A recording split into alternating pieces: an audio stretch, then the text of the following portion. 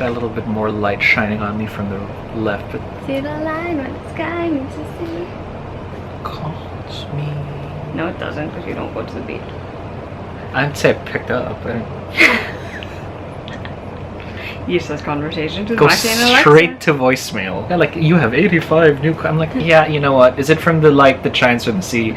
Yes, delete all of them. Hi, Hey everyone! It's time for another episode What we of read. That's right. I totally jumped the gun there. We are so I know. coordinated. We're gonna talk about more books that we read since June, start of July. June about, yeah, there more you or go. less. So I'm gonna start by talking about some of the stuff I read while we were traveling. that's true. Yes, please do. Because we went to Ireland Yes. at the start of July. Yes, it we was did. so much fun, even though like there were so many shenanigans involved with it. Too. I brought a lot of books. Read not a single one of them. I read 2 books on the plane and started the third. The first 2 are both books I received for review via NetGalley, I want to say. So the first one is New Orleans Rush by Kelly Siskind. This one was from Ever After Romance. I'll be very, very honest. Like, even though I had fun while I was reading it, it ultimately ended up not being as memorable as I would have liked in the end. It is a contemporary romance in New Orleans. It has a romance between a magician and a girl that he meets one night because she accidentally keys his car because she thinks his car is her ex's car. Ooh, that's It's a not thing. cool. And so in order to pay off her debt, she has to work as his assistant. Sawed in half, that kind of deal. Yeah, but there's Alright. also a lot more drama involved because the girl's dad has a lot of gambling debts. Oh, no. So that adds a little more drama to the entire situation. It was fun while I read it. I enjoyed the whole like idea of there being this magician and his 2 brothers, and they all put on these regular shows in New Orleans together, and they're trying to find a way to make business go better, to save the theater that their dad basically passed on to them after he died. I thought it was cute. I thought the romance was cute, especially the part where they were trying to pretend like it wasn't a thing when really everyone else could see it was totally a thing. So it was fun, but again, ultimately it wasn't as memorable as I would have liked it to be. If you're looking for something maybe that's quick, that'll distract you, something to take to the beach maybe, this might be a good one for you. Otherwise, I can think of a few more titles that I would recommend over this one. The next book I read was also an eGalley, and it was given to me by Forever Romance, and it is The Friend Zone by Abby Jimenez. This title has been blowing up on Instagram especially, and it is about a woman who she suffers from very severe pain during her periods, and so the only way to sort of circumvent that pain that she's been going through is to have a hysterectomy. Oh no. And it just so happens that when she's actually decided to have the hysterectomy, she ends up meeting this guy and having feelings for him, but the guy really wants kids, and she doesn't want to take I remember that. I remember you complaining about this one. She doesn't want to take that away from him. Here's the thing about this book. I think the writing is really good, and I think the author is great at doing the banter between Kristen and Josh. She is so good at writing their chemistry, she's great at writing their banter, and even their initial antagonism towards each other and how it develops into a romantic sort of entanglement is so good. But I was ultimately just so frustrated at every turn because in this particular case, like, because what they were dealing with was so serious and so difficult, like, she just needed to say something, and it would have been fun. Like, Mackie knows, because I had to stop reading and just like rant for a good, We like, were 5 waiting for our minutes. flight, I think. And I was like, but she why was is like, she just doing this? not giving him a chance to, like, why is she making choices for the both of them? Okay, see, that was also ultimately the thing that frustrated me, because I'm like, I don't know like how anyone else feels about this, but personally for me, I'm like, when you are trying to decide on a relationship thing, you don't just decide for both of you. It's like you need to discuss this and decide together. Like, express and your she preference. never gives him that chance. Yeah, express your preference, but don't let. And like, if you make the ultimately call. decide that you still don't want it and the other person still wants it, like, there's obviously a conflict there, and you're gonna have to like. That's where figure you that sort out. of like. But like, she never even gave him a chance, and it was so frustrating. And it's so sad too, because like the rest of the book was so much fun. Like, the characters were so great. Kristen was fun because she's like brash and frank and like completely honest, and she's got a great friendship as well in this book. Not so great family. Josh, on the other hand, is a great family and a great friend. I will say, I think it's great that there is a sort of mainstream contemporary romance book that tackles a woman's struggle with something that essentially makes her infertile. That was really interesting, and I also like that she didn't really back down on the idea of what she wanted and what would be best for her. I wanted to really, really love this one, and I enjoyed it for the most part, but I do have my reservations, as you can tell, so go into this one knowing that. And the third book that I started on our trip, I didn't finish it because this one required a lot more time for me to get through. The Starless Eve by Erin Morgenstern. I was lucky enough to pick up an arc of this one at BookCon. I even got to meet Erin Morgenstern and she signed the book for me, which is really cool. It's hard to describe it because it's just like it's almost like an impossible story because there's so many elements to it. So it centers around a main character named Zachary, and he's like an extreme introvert, and he has recently just been like going through books and books and books. And one day at the library he comes across this book that has no title, no stamp, no anything, and then he starts reading it, and then he realizes one of the stories in the book is about him. And so he starts to investigate this because he thinks it's too oddly detailed and specific, and it's a moment that no one else would have known about. And then he starts uncovering this underground society where there's a library and there are guardians and there's all sorts of things. It turns out that he actually has a very big role to play in the fate of that particular underground world, which includes the Starless Sea. Much like the Night Circus, it takes a lot of time before you finally get to the point where you see all the pieces that Erin Morgenstern has put into her story clicking together. It takes a while, and I went into that prepared for it because I had the same experience with the Night Circus. I thought the way she wrote it was just so interesting because like the idea that underneath, it was set in New York too, so underneath New York, like you can find access to this place where like stories are kept and preserved. There's this whole entire universe down there. It was just so fascinating. The imagery was so well done.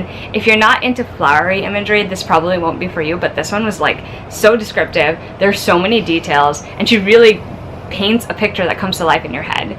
The characters, on the other hand, like they're very interesting, but they all feel like chess pieces. So instead of feeling like I could really like personally relate to any of them, like they have sentiments I could relate to, but as personalities, like they felt more like you knew that they were chess pieces moving around a board and you just didn't know what the final outcome was going to be. It definitely reaches a point where things get very intense and you really have no idea what the outcome of the story is going to be. And I'll be honest, even now I feel like I need to reread it just to fully understand what happened. It's just one of those stories that I don't mind doing the work because it's so complex in its way, and I think that is actually an interesting gift of a thing. Is it worth it? To me it was, because I thought that it ended in a way that was like, whoa, I did not see it coming. I would love to reread this again actually, and to just experience it all over again knowing what I know now and putting the pieces together a lot earlier than I did when I first read it. But I definitely am glad I decided to pick this one up and bring it on our trip. It was an experience. That's what that was. Alrighty, we're gonna start with. I'm gonna fan myself with the pillow. I know, it's so just hot. really hot. No, but we're gonna start with Shadow Frost by Coco Ma. I managed to get a copy of this at BookCon as well. Actually, did see Coco Ma. She drew on this, and she drew like, cake, right? Yeah, she's like, cake is life, and I'm just like, you bet it is. It's a story about Astrid Phalenhard, who is the princess of a specific kingdom. She's got some powers. A lot of people do. I don't remember too much of the lore, though I do recall that it's really. Well, it's sort of well done. It's anchored on elementals. There's some stones that'll activate the elements that you have sort of affinities to, and the more affinities you have, the stronger you are going to be. Whatever. Okay. Things get worse when a creature from Lord knows where, like the depths of the abyss of some darkness, sort of begins to invade the land. It starts to, it starts to conquer and things. With that amazing sort of premise where you've got a princess who seems to be the only one who can, fight this thing off, and her ragtag band of like friends and comrades who sort of have been training her to work through these things as well. You'd think, hey, this is going to be a great romp. This is going to be awesome. And it was, but then for me, it also kind of wasn't the greatest thing because this book reminds me of why I don't really read YA too much.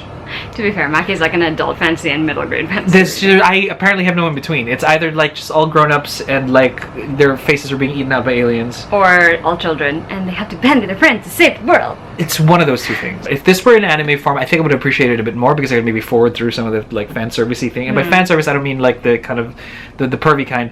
I mean the I want to say how is this a thing, like YA ship baiting? Yes. It's like, are these two together or are they not? Are they really attracted to each other or are they not really? And then there's flirting, and then there's not, and just like you're in the middle of a frigging, like there's a demon out there and it's trying to eat you. Why are you flirting? What I didn't appreciate the most, because again, I hail from the me and my friends will save the world, or I think we could be friends, but it's an adult world, so we don't really know as long as we get the job done. That kind of like, it's no exchange. But this YA thing where there's like drama, there's severe friendship drama at the end of this book that I'm just like, girl, if somebody did that to me in my circle, I'm like, I'm cutting that out. Like, just really, that's how it ends. So it feels very young. In a teenage drama kind of way. There's drama on every level, apparently. I'm sure it stuck its landing for the specific demographic that it wanted to reach out to. It didn't stick the landing with me because that's not what I read these books for. Yeah. Like, first of all, I don't belittle that. I know people really have these kinds of problems, and everybody has a different journey of self-awareness and what my needs are and what a relationship should be, and are we codependent, you know, that kind of deal, and how to love conditionally or unconditionally. I get all of that stuff, then people are different. And this does show, in its defense, picture of that. Okay. That's not why I read books, though. And so for those of you who like that kind of exploration of, well, these are real feelings right here. For those of you who maybe aren't too fond of the YA thing, read it for the lore anyway. Like, I like, if you have the time, I think it's great. I think Kokoma did a great job of writing this whole thing. I think she's got a target fan base.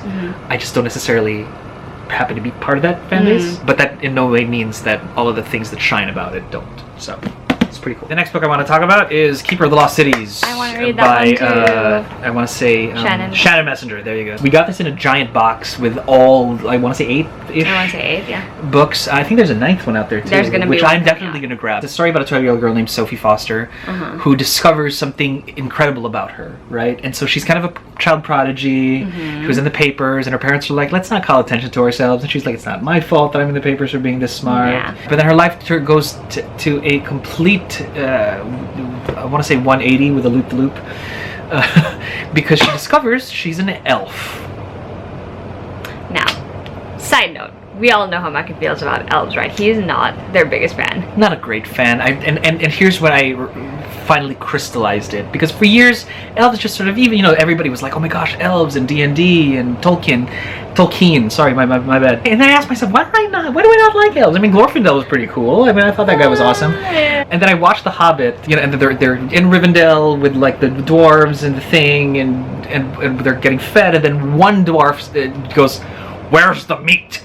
And I'm like, I knew I didn't like you guys. I can't be an elf. They just love nature too much and they won't eat meat. Like, that's, well, at least the popular ones, I'd probably be drow.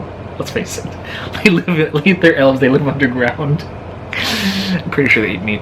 But anyway, so she discovers she's an elf, not of the Tolkien kind, but in a really cool way. And after reading the whole book, I liked, alright, these elves I can roll with. Like, at least because, you know, it takes 100 years, hundreds of years before your ears begin to get pointy. Oh. All the elves have blue eyes. She has brown ones. That's so weird to everybody else. So it takes elements of like Harry Potter, where you've got a secret like school and secret society and whatever. But then it takes a lot of like CIA cloak and dagger stuff. Ooh, that's fun. Where, you know, where she discovers like a really, really deep conspiracy within this secret society that she happens to be playing part of. So underneath the whole fantasy, you know, there are elves and they're in the forbidden city, and they're the hidden cities and all that kind of stuff. There's this kind of real Winter Soldiery Hydra type. That's really you don't know who's who and what's what cloak and dagger thing, while at the same time having baby YA elements. And I say baby because still like if this were YA, they'd be making out like right about here when you hit this book, but they're not. This is not a YA piece. But I'm just like, really, she has to land on his really, like that's how she has to like be embarrassed when she's like, you just met the guy, okay? I like the slow burn. I like the fact that I never would have guessed. You know, that's what 80s, like the kind of 80s kid I am, is that you go on an adventure, you have a best friend, you fall in love with her, and then you get married after you save the world. That's how that works. So if it doesn't really lean towards that, I don't really necessarily hate it. It's just I won't read too much into it. But there's something about this story that makes me want to go, okay, big crisis averted. There are 8 other books. Obviously, it's not going to unravel as neatly as we would like. But I also know, because there are 9 other books, there's going to be a lot of fillery stuff in the middle, which, by the way, I started the second book and I'm just like, really? We're looking for fungi in the forest or some such? I don't know. They're still in school, though. Because they are still in school, and she's a 3rd year now, I want to say, in a school that has like 7. So I would recommend it because of that Harry Potter vibe, because of that Winter Soldiery vibe. I'm not too crazy about the ships, but she might like it. We'll find out. We'll find out because of his handsome blue eyes and all of that good stuff. And I'm all right. Hey, I don't always just like guys with blue eyes. Thank you. I'm rooting for the other ship, by the way, since I am still ship for trash. In the upward curve of things that I am reading, I now want to talk about, and we got this recently. We got an email. Dragon Watch 3, Master of the Phantom Isle. Now, I picked up Dragon Watch 1 at my first BEA, and I thought, ooh, Dragon Watch, this is cool. It's a Fablehaven novel. And they're like, do I have to read Fablehaven till I get into this? They're like, nah, you don't. But then I decided, I'll read Fablehaven anyway. It picks up right after the last Fablehaven book, right? So I'm just like, I should have read the first few books, and I did, and it was great. And then I read Dragon Watch, and I was like, this is great. So Fablehaven starts out with their kids. Dragon Watch starts out with they're a little older, and they're sort of mid-teens now, right? So the kid who was a tween is now a teen, and then his older sister Kendra, who was kind of like a 13, is sort of like 14, 15 now. Master of the Phantom Isle is obviously the third book in the Dragon Watch series. We got the second one in the mail. This one we got in e-galley form. I love that the action is really fast-paced. I love that there are deeper ways that they can explore these character arcs. I never really liked Seth Sorensen as a character because he was like the kid who always got into trouble, and he just like would never listen. 5 books, and I'm just like, really? You're still pushing the envelope on this thing. And what they did with this character in this particular book, to me, is just like, well, this is nice. Lots of character development, and without spoiling it too much, it reminds me a lot of sort of like what Joss Whedon was trying to do with Dollhouse. I know that's pretty deep to compare, but what happens when you're sort of stripped down to absolutely nothing, right? What happens when you're stripped down to absolutely nothing? You have no choice but to make choices as who you really are, and I like that that's what they did about with Fable. I know it's such a deep sort of like thing, but that's exactly what they did. It's masked underneath the whole I have an adventure and I have to fix stuff kind of deal with, you know, greater stakes, but you know, that's just the nature of it, and it's the middle of an entire saga. So nothing is resolved at this point in time. It just sort of ends well enough for you to, at least it wasn't as cliffhangery as the last one, thank God. This one ends better. Good. So I would recommend that. Which leads me to the final, and I just read this yesterday, and I got it yesterday, I read it yesterday. I need to read it too. Because I didn't know that this thing existed. 2017? This came out in 2017, I didn't know. And I think they may have included this as part of like some of the Queen of Air and Darkness books, because that's what some of the comments were, but I didn't see that, and all of my like reading of the Shadowhunter series is on my Kindle. So this is a story called A Long Conversation. It's a short story by Cassandra Clare. It takes place, I want to say, right in the middle of the Dark Artifices book 1, Lady Midnight. So the premise of the entire thing is Simon proposes to Isabel. He comes to the Institute, tells everybody, and Clary's like, that's great. And Simon's like, no, it's not. She wants to have the celebration in like 2 days. And Clary's like, obviously who's gonna like fix it all up if not Clary Fairchild. And that's the whole thing. It's just Clary fixing stuff up, shenanigans ensue when she tries to put everything together. It's great. And then of course they invite everybody to the little bridal kind of shower kind of celebration-y thing, including of course our favorites Lily Chen and Maya Roberts. Magnus and Alec are obviously there too with their kids, and Magnus would have helped, but then, you know, this is the time I think when Raphael had come into their life. I loved it. I ate it up. That's exactly the kind of way that I feel I read Shadowhunters things now.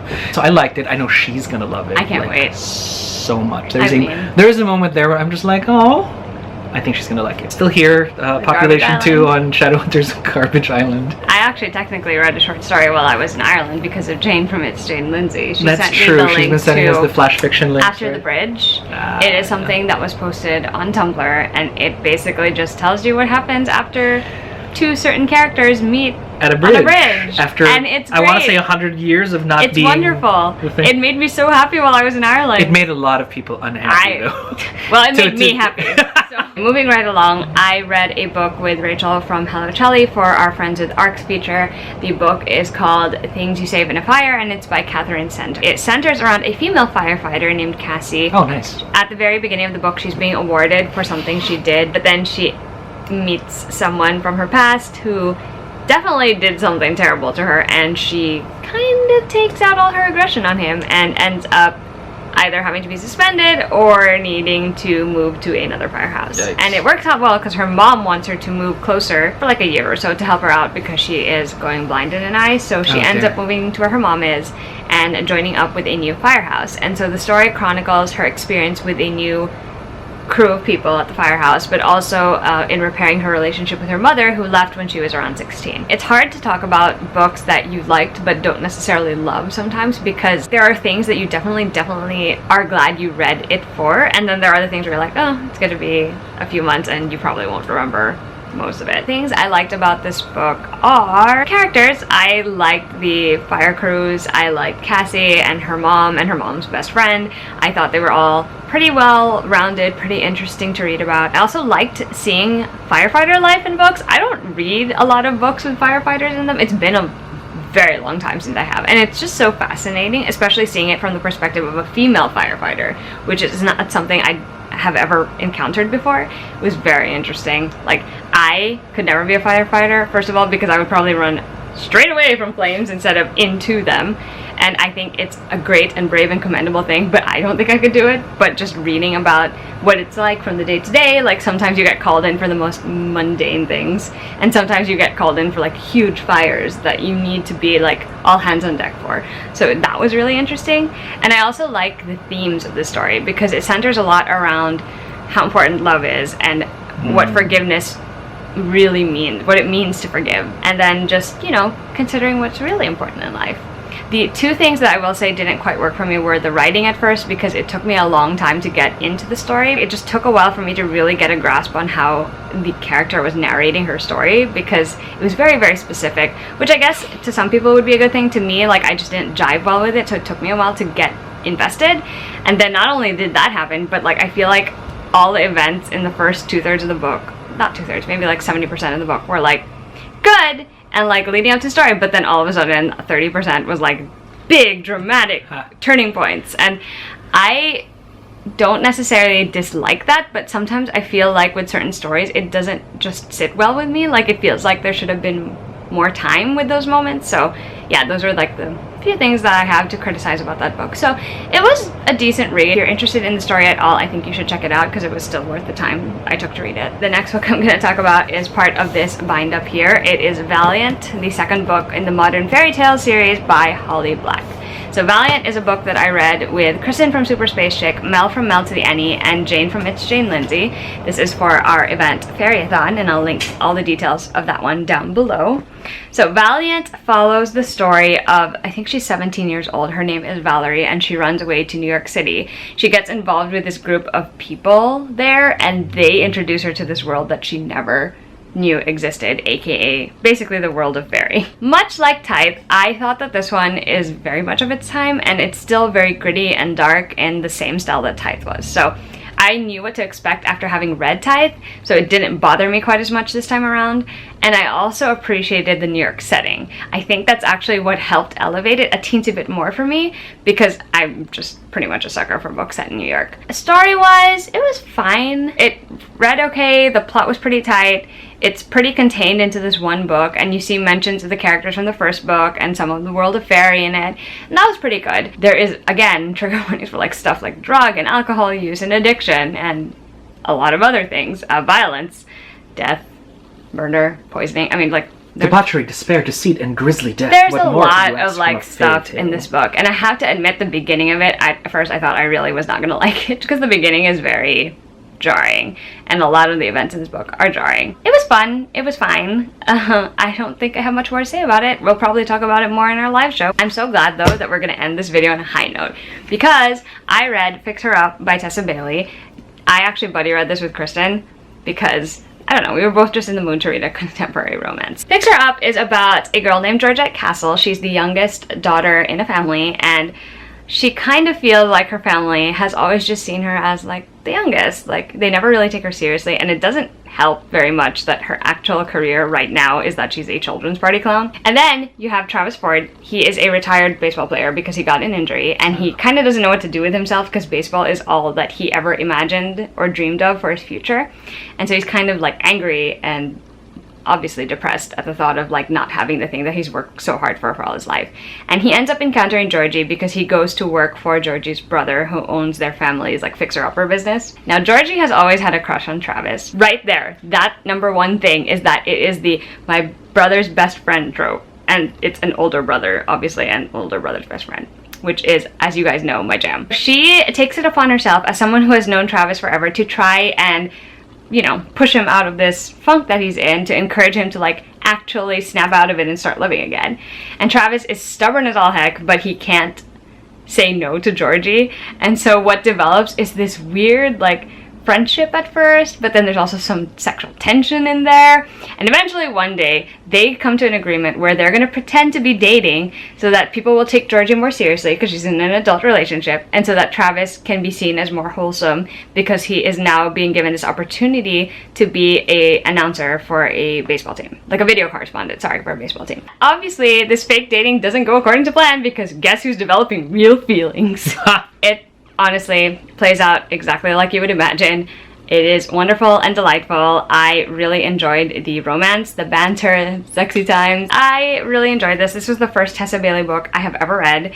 I enjoyed the banter, the sexy times. What I also enjoyed was outside of their relationship with each other, these characters also had other people in their lives that were very, like, you know, they were involved with. Like, he's obviously got her brother as his best friend, and she's obviously with her, like, she has a relationship with her brother, but also she has relationships with her sister, people that they work with, the people in the town. Like, that part to me just made it feel more well-rounded than it would have otherwise, because if it had been too centered on the two of them, I would have still enjoyed it, but I feel like it would have been missing that crucial element. And it sets it up perfectly because there is a second book and it is about one of the secondary characters. So this one was really fun. It made me laugh and I also got the feels. So great romance rec if you want to take something on vacation with you or to the beach with you, or really just want something that's a fun time. Definitely check Fixer Up out. So we've come to the end of this What We Read, which is great timing because it is so hot that I am sweating bullets. That's true. If you are interested in any of the books we talked about or have any questions about them, please feel free to leave comments down below. We will see you guys in a video soon. Bye!